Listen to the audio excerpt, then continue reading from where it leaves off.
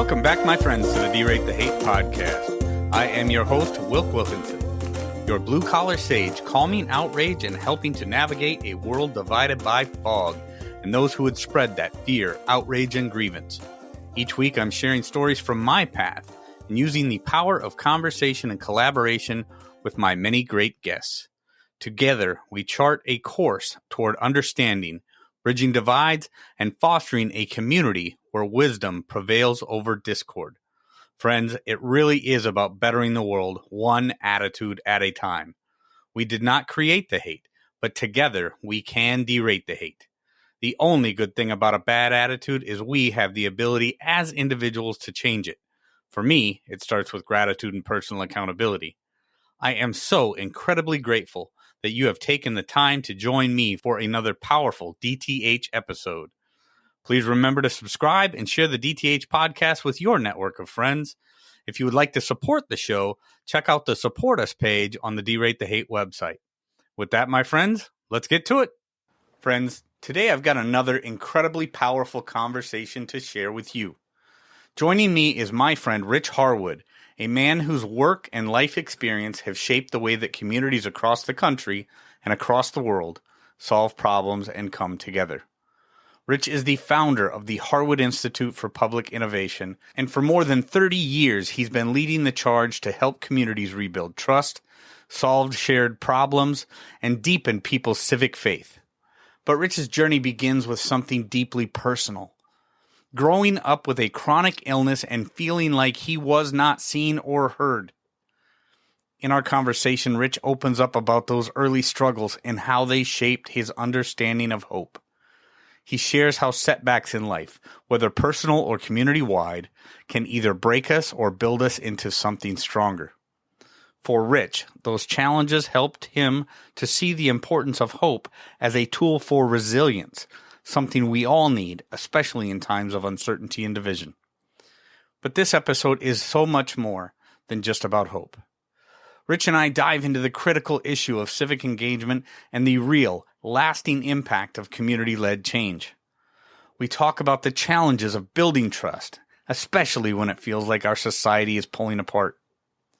Rich emphasizes that the only way forward is through shared aspirations, finding that common ground where we can all come together and take collective action. One thing that really struck me is Rich's focus on conversations. Real, meaningful conversations as a way to bridge divides and break down assumptions.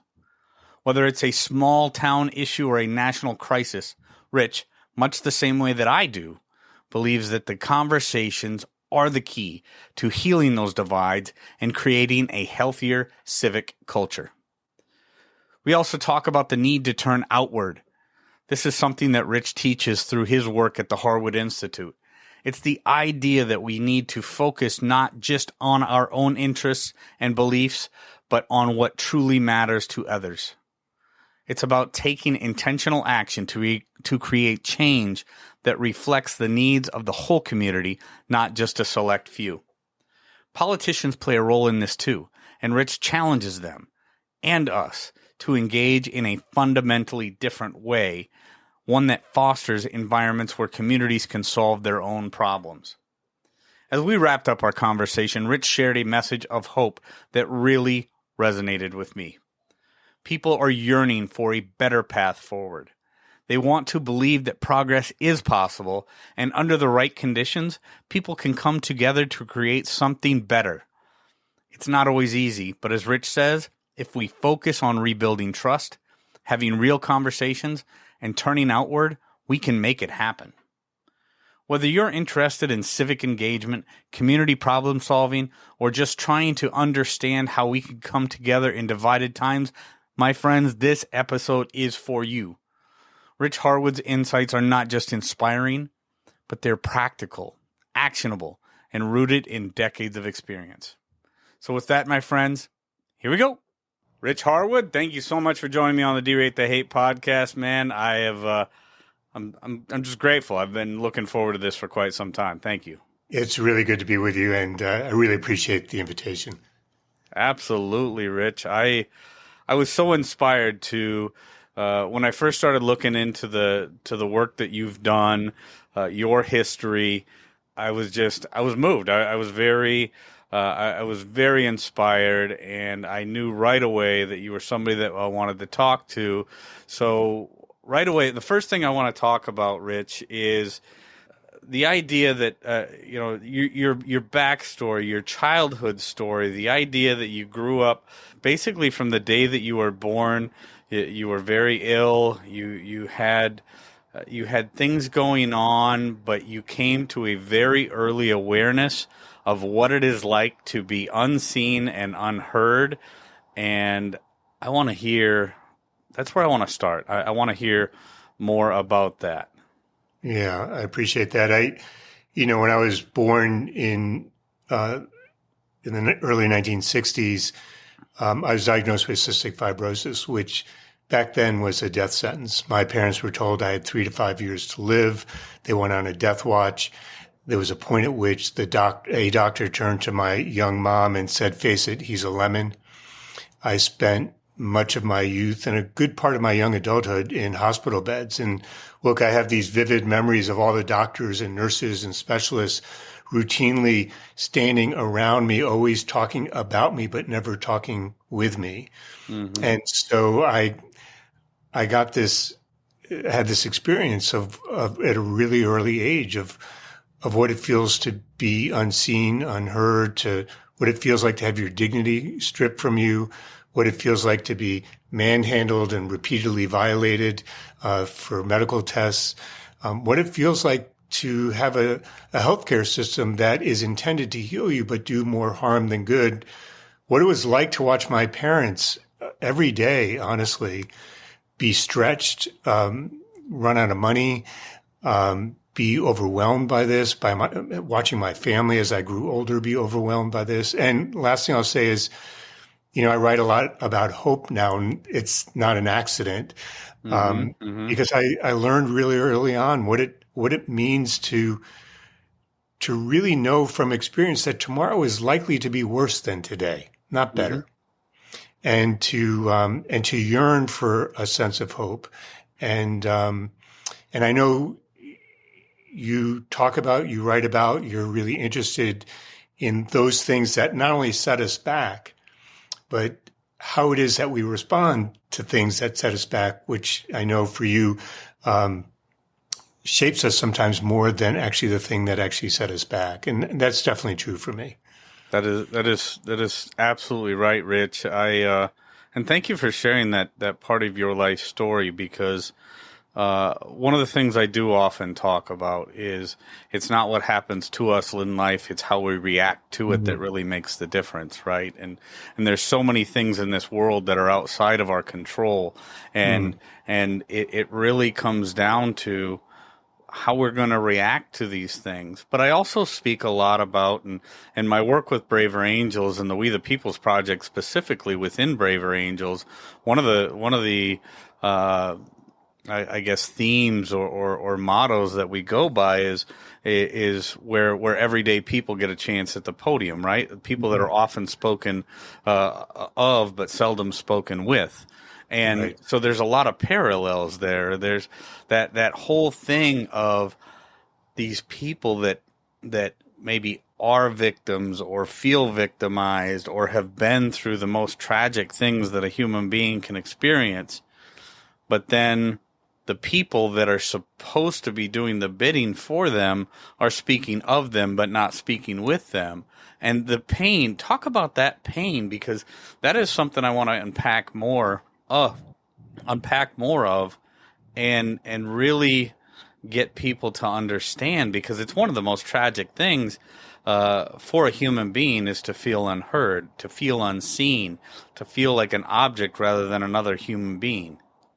Yeah, and I struggle with this every day still, to be honest with you. To feel a sense that you have lost your voice, or in some cases, since I was so young, never gained a voice, to feel as though when people are looking at you, they're looking at you to manipulate your body, but they forget that there's a soul inside. They forget that you have a mind. They forget that you feel things, that you yearn for things, that you need things. the extent to which you start to feel, at least I started to feel, Wilk, that I had no control over anything. Even at a young age, I had no control. And the sense of terror that that I not only vividly remember, but has become ingrained in my body. Sure. That sense of terror. And how is it? I just came back from Selma, Alabama, and talking to folks there about bringing our work to Selma, and I was keynoting the NAACP conference there, and I was saying we often look at Selma as whether or not we're going to cross the Edmund Pettus Bridge, or we look at Selma as being a community in disrepair because there are so many empty buildings and housing in disrepair. But we don't talk about actually seeing the people. Right. We don't talk about what they've been through. We don't talk about what they're wrestling with. And here's the other part I think that we forget, and this was definitely true for me as a young child, and I think it's true in many of the communities that we work with, that when people look at us, they see someone broken, and they see someone to be fixed. And they often want to impose solutions on that individual or on a whole community. And, I very seldom meet people who want to be fixed. I meet people who want to create a life for themselves. I meet people who want to feel a sense of belonging. I meet people who have a yearning to feel connected. I meet people who want to be seen and heard. And I meet people who are desperately seeking a sense of dignity each and every day, as opposed to just lip service about dignity. And I meet people who are seeking not simply to be against the forces in their lives, but to find a way to be for what they're seeking to create in their lives. And so, I could talk about our work and all that stuff, but, for me, I really appreciate you starting here, because there's not a damn thing that I do that isn't informed by this experience I had as a young child, as a youth, as a young adult, and then into my adulthood. Right. No, and that's, Rich, one of the things that when I look out amongst this vastity of human beings that we're surrounded by all the time, I see far too many people who get stuck in the wallows of the ugliness that was their childhood, or a certain event that happened in their life that now makes them into or makes them feel like a victim, and then they almost feel like that they have to continue being a victim because that becomes their identity. Yes. And instead of trying to work towards something better, they get stuck in a cycle of victimhood, and I often call it the perpetual victim mentality. But you are somebody, Rich, who has taken the pains of your past, overcome the ugliness that was, never forgetting what it was, but using that to provide real value in building a system for bettering people, right? And the when I started looking at the Harwood, the Institute for Public Innovation, and how you started to stress the importance of civic engagement and civic renewal, and realizing that the pain of people's past doesn't have to dictate their future, but building something better out of that. It's an inspiring story. It's something that means so much to me, because I am somebody who certainly has never experienced many of the things that you've experienced, but I do recognize the importance of taking the lessons of my past, taking the ugliness, and taking all the mistakes that I've made and all the things that I've seen, and trying to put that into a package in which I can help other people learn. Yeah. And I think it's so important. So let's talk a little bit about how you as a young man in your 20s, then started to turn this into something that that has really, I mean, you've changed countless lives. So let's start talking about that. Yeah, I started this when I was 27. It was in reaction to working on 20 political campaigns by the time I was 23. The last one I was an aide to a presidential candidate, working for a couple of nonprofits that, I'm still kind of in touch with. I loved their mission, but honestly, look, I felt like there were so many groups and particularly nonprofits in society that had great sounding missions, but were afraid to get dirt under their fingernails and do the hard work that we really need to do in order to enable people to fulfill their potential and for communities to reach their aspirations. I'm a person of faith, and that I learned very early on as a child because it was just an outgrowth of my illness. And so all of these things, I like to say, all these things conspired to prompt me to start this. And honestly, all I had when I started, I didn't have like a fully formed idea of what this was going to be. I didn't have some thing I wanted to sell people. What I had were 8 questions that I put up on a whiteboard. All right. 8 questions. All right. What engenders trust? What is authentic hope in people's lives versus false hope? What are the kinds of leaders that see and hear people and work on things that matter to them? Remember, I just come off of 20 political campaigns. Sure. What are the types of organizations we need in society that can bring people together across dividing lines or differences or just geographic spread? I was really interested in this question, which I'm even more interested in today as I've learned more about what enables change to spread. There you go. Yeah. Right. And so when I put these up on a whiteboard, I put them up in a way that they all intersected. Mm-hmm. And everyone that I talked to about this said to me, A, you're incredibly foolhardy to believe that you can start something at 27. You have no funders. You have nothing. You have no angel funder. You're not starting with very much. No one knows really who the heck you are. And second, they said, pick one question. You can't focus on that many questions. And my reaction to that was, when I was sick, I couldn't parse out individual things like that because they were all connected to how I was trying to live a life, of how I was trying to survive, honestly, of how I was trying to move forward. And I said, what I'd learned up to that point in my professional life was that these things were so interconnected and so interdependent that to separate them would be to diminish their very meaning. Sure. And your understanding of how they interact and what they help to create. So here we are, 35 years later. It's more than 8 questions now, but those questions still very much animate what we're doing. Well, yeah, absolutely. And when I think about the interconnectedness of those questions and how that started, and I think just for context, I mean, I think a lot of people today, Rich, forget that, when you were 27 or even working into your early 30s, when you're getting started with this, there is no internet. There's no such thing as going viral. There's no, so you're a guy with a whiteboard and a marker.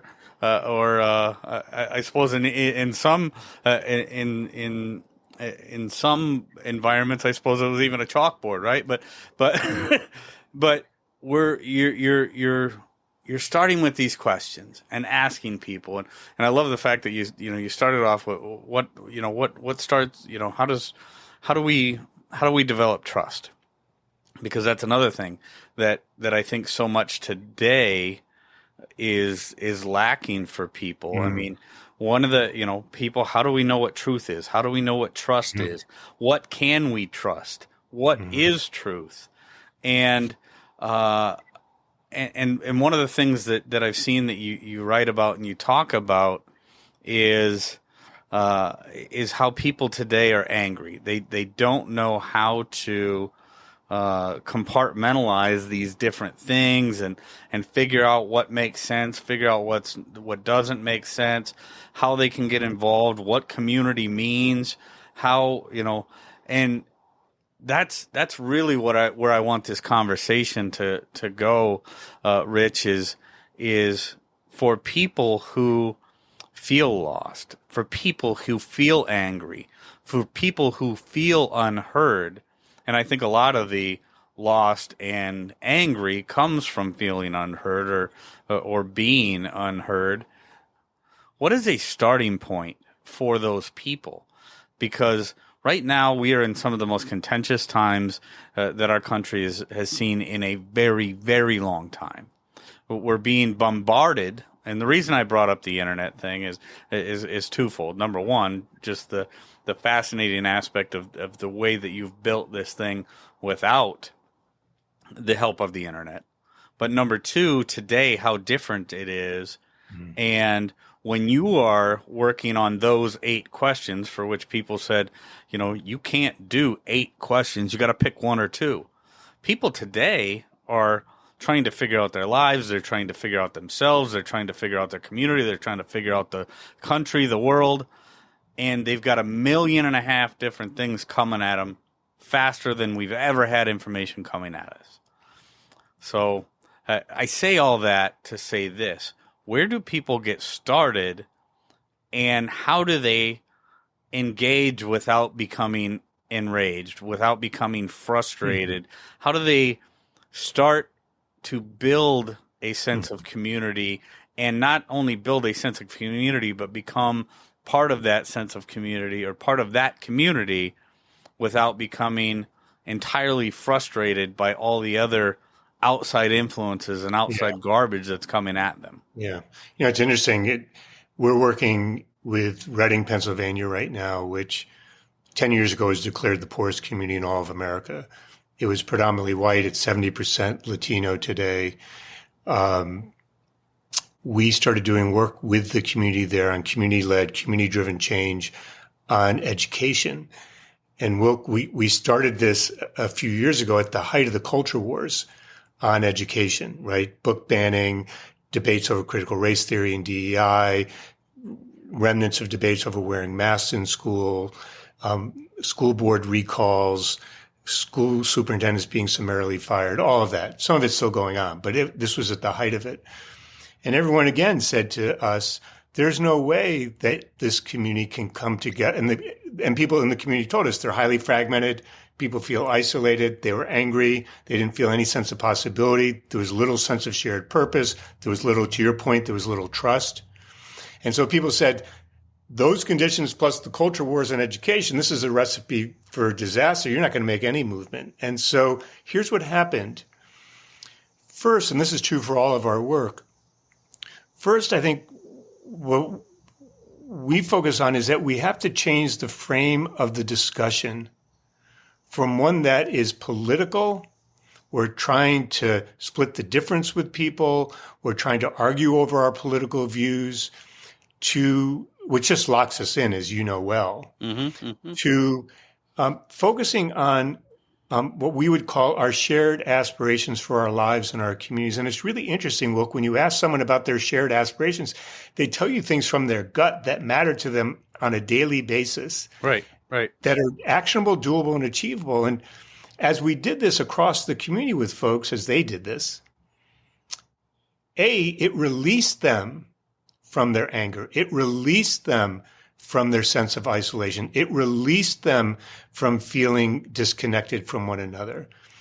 And yes, there are still differences there, but what it created was a sense of, actually, we share certain things in common. That's right. We are for something that we want to create together. We need each other. We got to go together to do this. We need each other. And we can begin to identify what we want to work on together, which I think is another really critical piece to this. Absolutely. Because I don't think that talk alone is going to address the types of concerns that you were just raising. Because the ways in which people let go of victimhood, the ways in which people let go of being terrified or scared or those who've experienced trauma, is when they not only feel a sense of being seen and heard, when they feel a sense that they have a voice, it's also when they feel a sense of agency. Right. and that they can exert greater control over their lives. So taking action, common shared action, becomes a really critical piece of this as well. And it doesn't really matter how big or small the actions are. Right. Yeah, common shared action, and one of the things that I've found through my work with Braver Angels and then other organizations is a lot of this begins with a conversation. And once the conversation is started, kind of like you said, Rich, we do begin to realize when we start to dig down to our core aspirations, our core values, the things that we all want, a warm bed to sleep in at night, food for our belly, the same things for our family that the other families have. When we start to really dive in, the conversation is the starting point. It's when we don't have the conversation That's right. that the ugliness just continues to build, right? Well, I was going to say it's that, and we assume we know what matters to people. We assume, yeah. Right. And we're typically wrong. We are very often wrong. I mean, that's exactly the point that I was getting at through this, like I said, the Braver Angels work or with other organizations, and it crosses boundaries, whether it's rural, urban, young, old, racial divides, whatever. We realize that we have far more in common than what there is that separates us.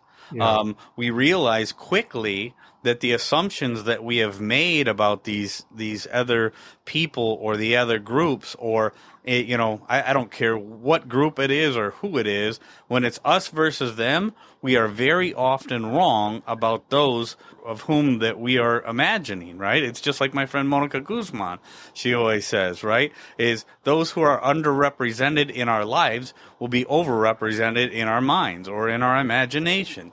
And we make up things about these people of which we know nothing. Exactly. We don't know the storms that they're battling. We don't know the things that they are fighting. But once we start and begin to realize that we do have more in common, especially when it comes to our core aspirations, especially when it comes to our core values, things become much clearer and we can get much more done. Yeah, absolutely. Can I mention one other quick thing about that's really important, at least that we found in our work, is, it's interesting. The more I've done this work now over these years, what I've learned, I didn't start with this idea, but what I've learned is that the biggest predictor of so I'm really interested in how communities and how society move forward through shared understanding and shared action. And the biggest predictor that I've now found about whether or not a community moves forward at any level is not its strategies or programs or initiatives. It's the very health of its civic culture, the enabling environment in the community. And this leads back to these 8 questions in a way, which is, we've isolated 9 factors of this, right? So in Reading, it's, are there organized spaces for people to interact? Is there a habit of conscious community discussion? Are there leaders at different levels that people trust? Anyway, there are 9 of these factors. And part of my concern right now in the country is that we know we need to do something. Many of the things that we do actually take us in the wrong direction. Yes. And the things that we do that are even taking us in the right direction aren't going deep enough to help our communities rebuild the very civic culture that is the enabling environment through which we relate to each other, understand each other, actually get things done in a community over both in time and over time. And I think we've got to get a heck of a lot better at that. Oh, we've got to get so much better at that. I mean, that's one of the things that I remember seeing in, I don't know, something that you wrote was, how do communities effectively solve our shared problems, right? Right. And that is one of the things that is sorely lacking in so many communities today, certainly in our political atmosphere. And I'm glad you brought that up because people have heard me say it, and it may sound cynical, and I think it's well-deserved cynicism, is those who represent us are far too often not the best of us. And most of the time they're spending their time pretending to solve problems that they themselves created. And instead of actually getting the work of the people done, instead of actually doing what needs to be done to solve and maybe not even solve, because I don't think it's necessarily government's place to solve all of our problems, but they need to provide an environment in which our communities can solve our shared problems. That's what really gets my goat. I mean, that's what gets me so frustrated with our so-called political leaders is it's become a big game now for them, and the people that suffer is we the people, because our communities cannot thrive if they are not doing their jobs the way that they're supposed to be doing their jobs. Yeah, I mean, look, I believe that there's a healthy role for government in society and in our lives. I also believe that many of the challenges that we face today, government can't solve for us. Right. Loneliness, right? A whole bunch of things. Even education. I think public schools are really important, but that's different than a community educating and supporting their youth, right? They're related, but not the same thing. So that's one part. The other part is, it's really interesting because wherever I go, people ask me, well, don't we have to go get the politicians that are political leaders involved in this work that you're talking about? And I'm like, are you out of your mind? No. Do you want to? The fastest way for this not to work, the fastest way for this to degenerate into politics as usual, the fastest way, to your point, Will, for this to just increase cynicism is for us, like, if they want to come in and engage in a fundamentally different way, God bless them. We'll keep the doors open and we'll welcome them with open arms. But I'll be damned if they're going to come in and turn what we're doing into politics as usual. That's right. My experience now, I hate to keep saying in 35 or 40 years because I feel like I'm ancient, but my experience at this point is they will join us. And they're typically the last ones on the train. And they join us because they realize the train is leaving the station and they want to be on that train with everyone else. That's when we change the conditions of our community. That's when we change the norms of politics. That's when political leaders start to pay attention. We need them to pay attention in a different way. That's absolutely right. I mean, we absolutely need them to pay attention in a different way. And I love the fact that you the way you put it, they're often the last ones on the train, right? Because sometimes I hate to make this a thing where we're just bashing politicians, because that's not what I'm about. But I do believe that they are often blind to and oblivious to what people within our communities are actually talking about at our kitchen tables, right? The things that actually matter the most. Again, going back to what are our core aspirations? What are the things that are really standing in the way of our communities and how we solve our shared problems? And I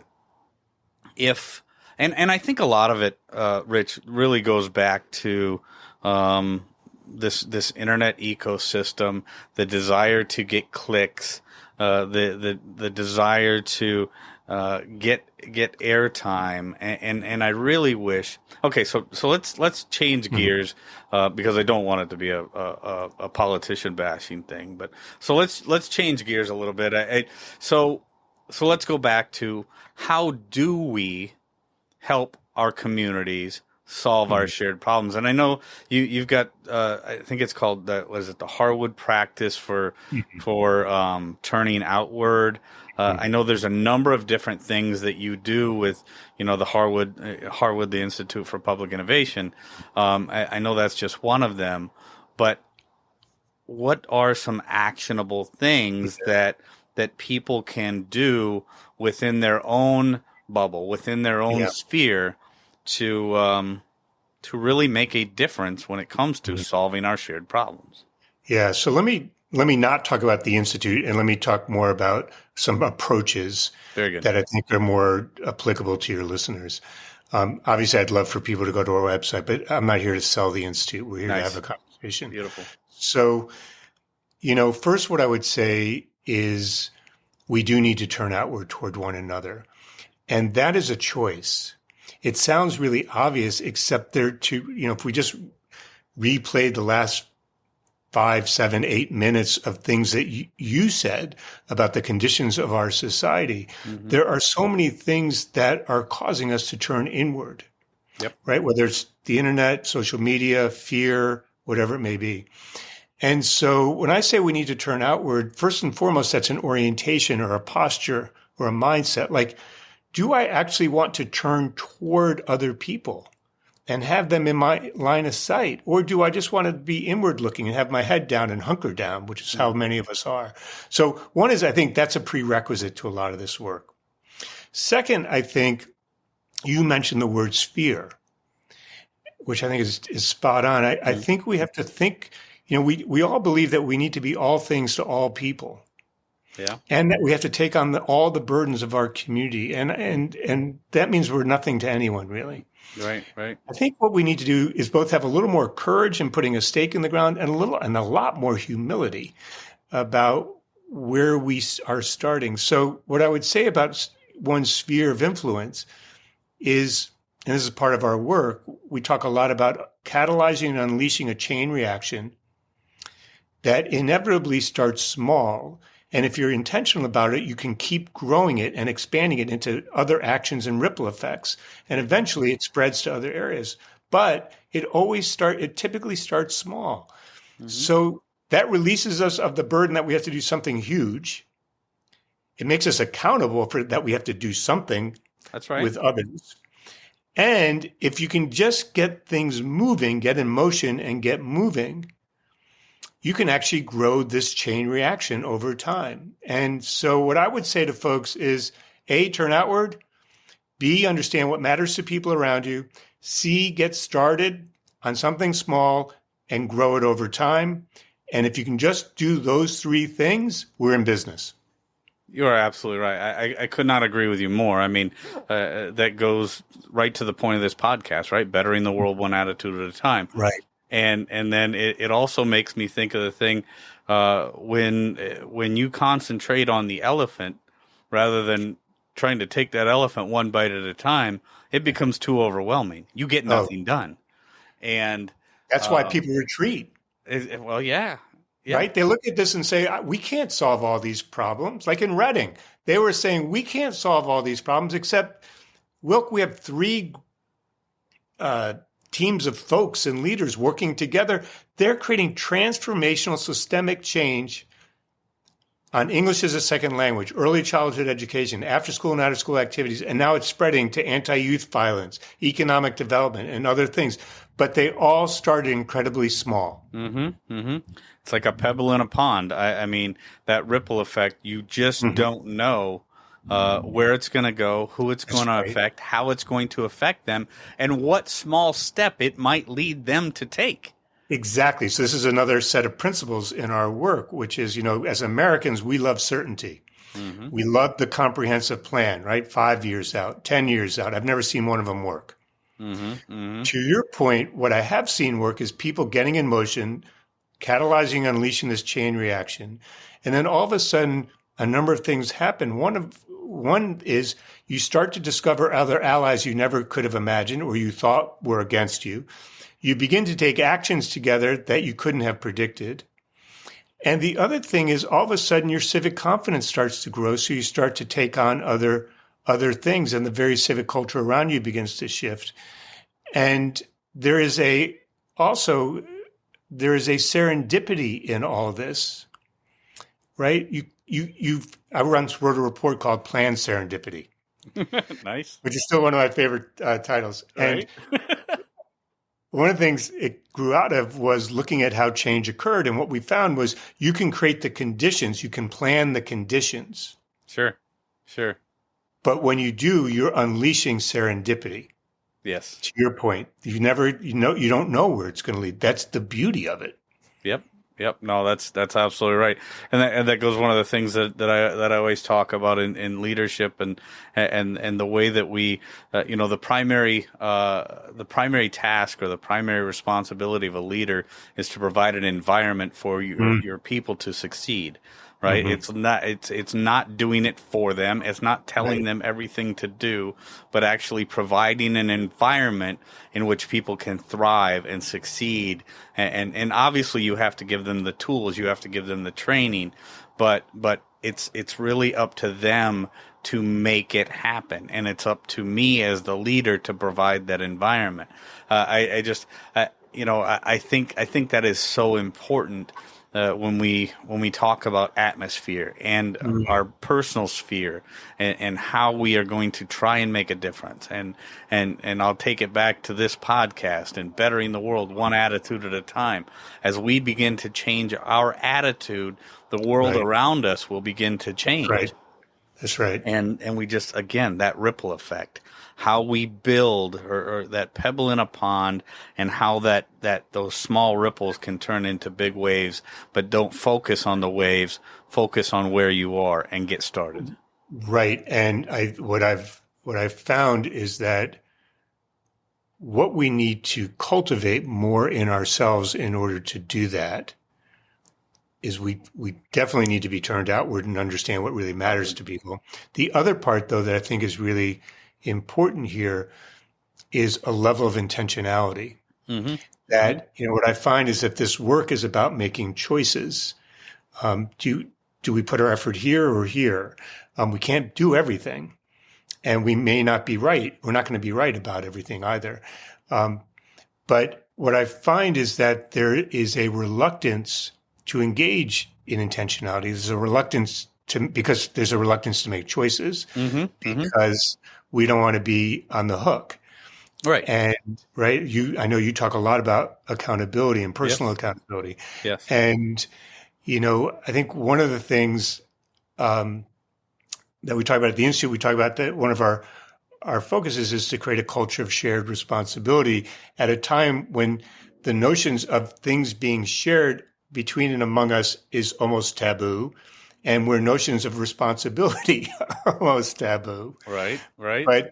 But I don't know how you can have a community, a real community, that's functioning without a culture of shared responsibility.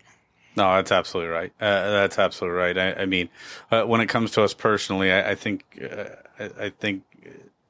idea indecision is one of the worst decisions, right? And not being and being afraid to step out there, that vulnerability, because you're afraid to take accountability, or I don't know if I said that accurately, but yeah. So people really need to. It comes down to courage. It comes down to personal accountability, shared responsibility. All of these things will intertwine. But again, I think it comes back a lot, Rich, to the conversation, being willing to step out of your bubble and have conversations with people that you may or may not agree with, being able to share your story, being able to hear other people's story. A lot of this really comes back to seeing and being seen again, right? You talked about the most fundamental choice we make as human beings is are we going to be seen and heard? Are we going to see and hear other people?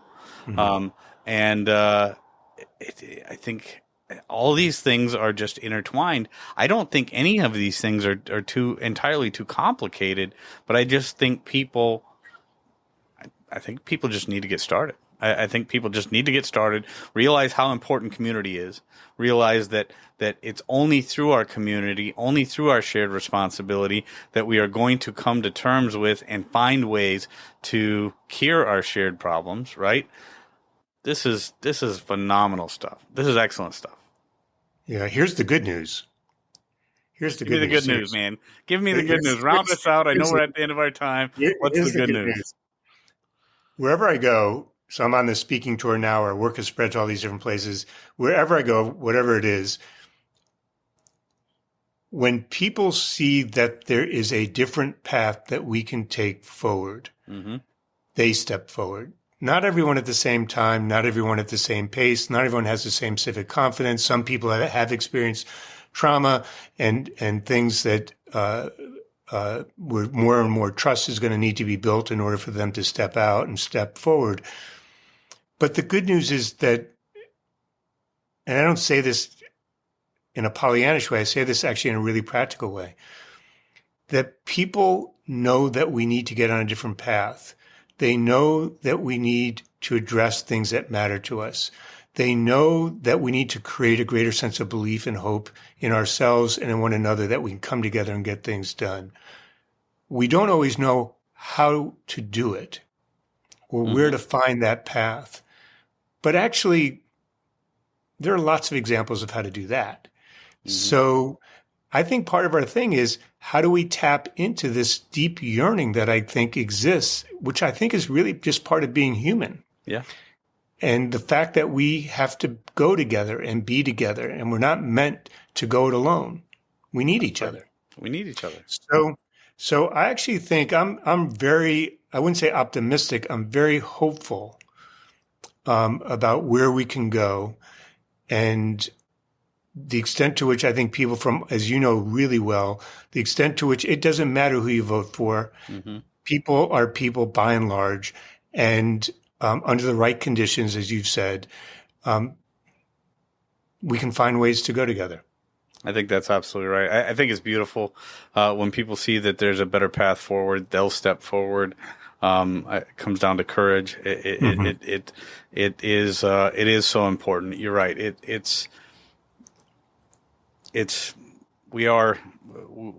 There are a lot of people out there that are yearning to find that better path, and it's a matter of getting messages like this out, Rich. The message of Rich Harwood, the derate the hate message. Bettering the world one attitude at a time. Rich Harwood, I am so incredibly grateful for you, for the work you're doing, and most of all, spending some time with me today to share this message with the DTH listeners. Rich Harwood, thank you so very much. Thank you, and thanks for everything that you're doing. Friends, if there's anything in this episode that provided exceptional value to you, please make sure to hit that share button. Share it with your friends, share it far and wide. And of course, if you haven't done so already, be sure to subscribe right from our website so you can get the Derate the Hate podcast sent to your email inbox every week. So this is Wilk wrapping up for the week, saying get out there, be kind to one another, be grateful for everything that you've got, and remember, it's up to you to make each and every day the day that you want it to be. If there is something that you would like to share with me, you can catch me on most social media platforms, or you can email me directly, wilk@wilksworld.com. With that, my friends, I am going to back on out of here, and we will catch you next week. Take care.